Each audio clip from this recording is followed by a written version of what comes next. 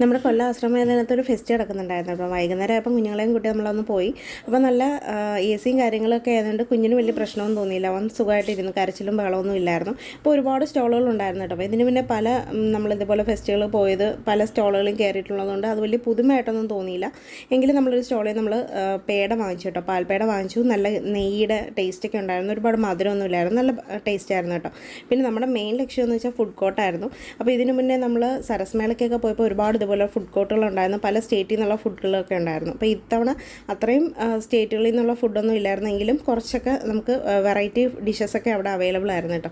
അപ്പോൾ നമ്മുടെ കണ്ണ് എപ്പോഴും പോകുന്നതെന്ന് വെച്ച് കഴിഞ്ഞാൽ നോർത്ത് ഇന്ത്യൻ ഡിഷിലോട്ടാണ്. അപ്പോൾ നമുക്ക് രാജസ്ഥാനിയുടെ ഒരു സ്റ്റോൾ ഉണ്ടായിരുന്നു. അപ്പോൾ അവിടെ പോയിട്ട് നമ്മൾ പാവ് ബജിയാണ് കേട്ടോ ഓർഡർ ചെയ്തത്. അപ്പോൾ പാവ് ബജി നമ്മൾ ഇതിന് മുന്നേ ഒരു സ്റ്റോളിൽ പോയി പണ്ട് ഒരു ഫെസ്റ്റിന് പോയപ്പോഴത്തേക്ക് ഒരു സ്റ്റോളിൽ നമ്മൾ കഴിച്ചിട്ടുണ്ടായിരുന്നു. മലയാളികളുടെ ഒരു സ്റ്റോളായിരുന്നു, പക്ഷേ ഭയങ്കര ടേസ്റ്റ് ആയിരുന്നു കേട്ടോ. നമ്മൾ വീണ്ടും മേടിച്ച് കഴിച്ചായിരുന്നു. ഇത് പക്ഷേ രാജസ്ഥാനി സ്റ്റോളിൽ നിന്നാണ് മേടിച്ചതെങ്കിലും എനിക്കൊരു ടേസ്റ്റ് ഒട്ടും ഇഷ്ടപ്പെട്ടില്ല കേട്ടോ, ഫ്ലോപ്പായിരുന്നു. നമ്മൾ പിന്നെ മറ്റ് സ്റ്റോളുകളിലൊക്കെ കയറിയിട്ട് ഹൈദരാബാദി ബിരിയാണി, ആന്ധ്രാപ്രദേശിൻ്റെ സ്റ്റോളിൽ നിന്ന് ഹൈദരാബാദി ബിരിയാണിയാണ് കേട്ടോ വാങ്ങിച്ചത്. 200 റുപ്പീസ് ആയിരുന്നു. നല്ല മസാലയും അതിൻ്റെ ഒരു ചട്നി ഉണ്ട്, ഒരു ഗ്രീൻ ചട്നി അതിനകത്ത് ഒഴിച്ചിട്ടുണ്ടായിരുന്നു കേട്ടോ. അതിനായിരുന്നു ഭയങ്കര ടേസ്റ്റ് കേട്ടോ, നല്ല സ്വാദായിരുന്നു. അവർ ചോദിച്ചിട്ടുണ്ടായിരുന്നു സ്പൈസി കുറച്ച് മതിയോ, എരിവ് കൂടുതൽ വേണം കുറവ് വേണം എന്നൊക്കെ ചോദിച്ചിട്ടാണ് അവർ തന്നത് കേട്ടോ. നല്ല ടേസ്റ്റ് ആയിരുന്നു.